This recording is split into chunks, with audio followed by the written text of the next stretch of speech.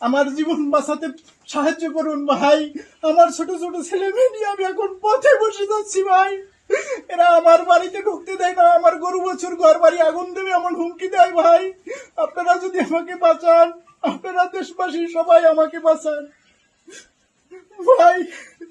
আমার আর বলার কিছু নাই, আমি এখন নিঃস্ব পথে নেমে গেছি ভাই।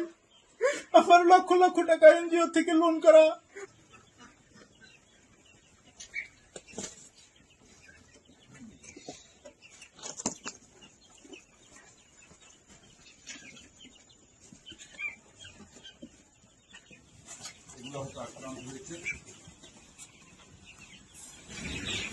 পূর্বপুরুষদের চেক হয়ে এই ঘটনা ঘটিয়েছে এমনটাই ধারণা এই পরিস্থিতির যে মালিক তানুমুল্লাহ শাবল গ্রামে তার বক্তব্য এমনটাই যে আপনারা দেখতে পাচ্ছেন।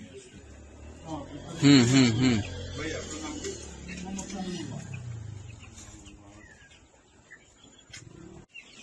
আমরা কথা বলবো তার সাথে। এর আগে আমি একটু ব্যবস্থা নাই। ইতিমধ্যে আপনারা শুনেছেন তিনি বলছিলেন যে তানমিয়া সাহেব বলছিলেন আমাদেরকে যে তথ্য দিয়েছিলেন সেই তথ্য থেকে আমরা জেনেছি যে এইখানে যে মাছের যে ঘের করেছিলেন যে এই পতিত জমিটি ছিল সেই মাছগুলো এই তানমিয়া থেকে।